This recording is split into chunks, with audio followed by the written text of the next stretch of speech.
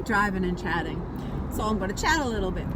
I wanted to share a conversation I had with a friend of mine about what's going on, about her kid, her child, about this technology, the schooling and stuff like that. So I know that these children have to sit at home in front of a computer for something like 8 hours a day, 5 hours a day, 6 hours a day, and do this schoolwork. And we were having a conversation about like the food shortages and stuff like that, and she was concerned about what she's going to feed her child. And you know, I get kids are picky, but when there's nothing to eat, they're going to have to eat whatever there is to eat. Like, just stock up on food, be prepared, because it's coming. The 3 Stop and Shops in New York have no food.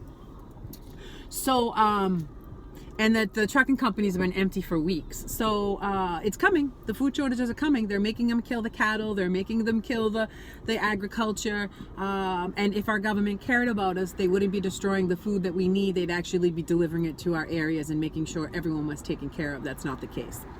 But back to the children and the schooling. So we were talking about the schooling, and she was saying how they make them sit there for 5-6 hours a day doing homework. Now, first of all, any child, any small little being, even a big being sitting in front of these devices for that amount of time is going to have a serious amount of radiation, of radio frequencies, of Wi-Fi, of just drowning in that around them. It's not healthy for a child. So, you know, her concern was, well, what are they going to say? First of all, stop. For everyone listening, the fucking school is not the authority over your children. You are. You better make sure that you realize, like, where the difference lies. Also, a birth certificate is when you gave up legal custody of your child to the state. So I would recommend looking into notarizing and becoming power of attorney of that said birth certificate, which means you basically owned that property, that commodity. Because this fucking system's so screwed up. So she was saying that her son has to sit there for 5 hours a day in front of a computer, which is just dangerous in general. It's bad for their eyes, it's bad for their health, it's just bad overall.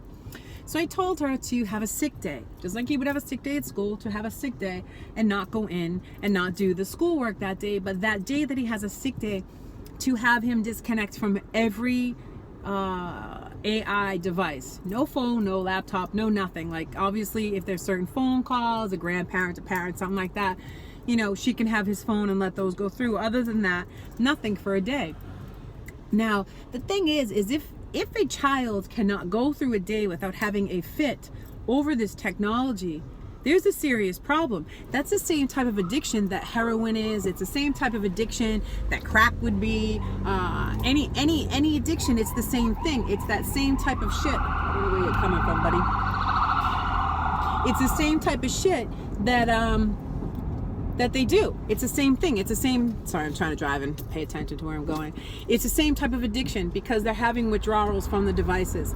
So if you can't take your device away from your child for a day without them having a knip shit, then you should take it away for 2 days. Because if they're not able to function or to get along, that means there's an actual type of a withdrawal taking place. And I've discussed before, Cyrus A. Pasa has it on his site and on his webpage, that there is an AI virus inside of us, which makes sense because we have this technology inside of us. So if we all have an AI virus inside of us and you deny someone that what they feed on, they're going to have a problem. Buddy, make up your mind. One way or another here, buddy. I'm not with you. So the reality is that most are going to freak out. I've seen my friend's 3-year-old daughter freak out over watching YouTube. You know, that she had to have YouTube, was having a fucking breakdown over YouTube.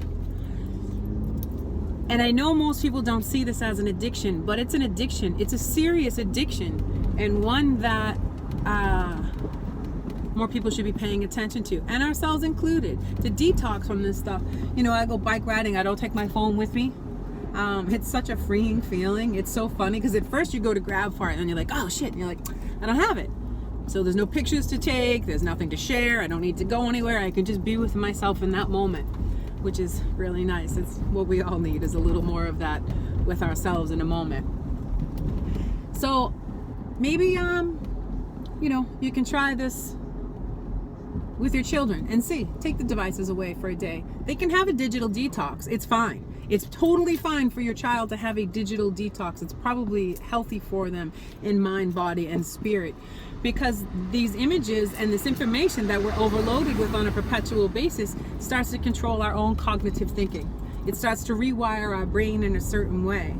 So this isn't a game. Like, it's not just a device you're giving them. You're giving them an addiction. And I know it's not intentional. We all have some form of an addiction to this AI, but the younger you are and the more intertwined you are with this technology, because it's all you know and it runs through your veins by way of vaccines, it's a much more serious problem. You know, you talk to different age brackets and they don't all interact with the internet the same way. It's the youngest who are at most risk, not only from from being caught up into the system, but from the addiction of it. Shut your kids off for a day and see what happens. Just see what happens. If they lose their fucking minds, you have a problem. We all have a serious problem. I have a cop right behind me with his fucking mask on, trying to intimidate me in his little unmarked SUV. Oh, and let me speak on that for a second too, because if you get approached by an officer, a cop, what I would recommend, and look it up for yourself or do your own research, but this is how I am going to handle any situation that may arise, is my first question will be asking the officer to identify himself. My second question will be to ask him if he's honoring his constitutional oath. If he's honoring his constitutional oath and I have not broke the law, he has no business with me, or she has no business with me. It's important to know your rights. Let me show you. I have a book I've shown before, but I would really recommend getting it right here. It's a really good book. These cops, man, they're so dirty. They're so fucking dirty. Dirty. Short story, I was talking to this guy for a little while, right? And he's like, I'm gonna be a cop. I'm like, why would you be a cop? And I said some stuff. He's like, I wasn't expecting you to say that. Well, surprise. So he said it was gonna be a good paycheck and a cushy retirement. That's the fucking reason you wanna be a cop? Get away from me, you piece of shit. If that's the reason you wanna be a cop, an officer of the law, get the fuck away from me. Because you're shit. You're just bottom feeding, right? It's all about a paycheck. It's supposed to be to protect people, not to beat them up, not to fucking assault them, not to spray them with pepper spray, not to get on their back and pin them on the ground, not to act like a fucking scumbag, because they would arrest someone behaving in that same way, but yet they go and behave in that manner. It's important right now to know your rights. It's important to know what's going on. The name of this book is Meet Your Straw Man. It's a really good book. It talks about a lot, tells you about your laws, explains legalese to you. So I really want to light up a joint right now, but Mr. Officer's behind me, so that ain't gonna happen. I don't really like rules too much. I don't really believe that we should have all these rules and regulations and laws. You know, I was watching something, it was London Real with Brian Rose, and it was Reconnect, and it was his, what the fuck is this traffic? What the fuck? And it was his journey with Ashwanga and his connection to source and what wound up happening with him, and it was really great. I would totally recommend to watch it because it was really enlightening. It was a nice refresher in the midst of everything that's going on right now, to kind of realize like who we are and what we're connected to. And there was a part in it, and it said that he had it was like a guru, whatever, and he had said in it, and he said, you know, that there's no rules, there's no reason for these rules, for these laws, for these regulations like this, that if you overstand that you are everything, that you are the tree, you are the blade of grass, that you are everything, then you treat that with the same respect and honor that you treat yourself with. And when you do that, then there's really no need for all of these laws that are pushed upon us to control us, to control our movements, to control our thoughts, to control our freedoms. The United States of America is a corporation. DC is not part of this country or this corporation, whatever way you want to look at it. But so who are they then? What did they call it? And then one of the books I was reading, Little Rome, Mini Rome. There's some shady shit going on. And before I go, let me address this little thing, because I keep seeing all these people who trust the plan. What fucking plan? What fucking plan are you talking about? The one to perpetually poison us? The one to gain control over us? The one to fucking fuck up our minds? Like, what plan are we discussing here? Because the only plan that I know of is Agenda 2030, silent weapons for quiet wars. All of these projects that they've done that fuck with our minds. So now we're supposed to trust a plan that isn't doing anything, that's taking away more and more freedoms and rights. Why do people believe so blindly? The air, the food, and the water has been weaponized. I will repeat that. The air, the food, and the water has been weaponized. That alone should make you pissed. That very part right there should make you pissed. That the air, the food, and the water has been weaponized. Everything else has been too.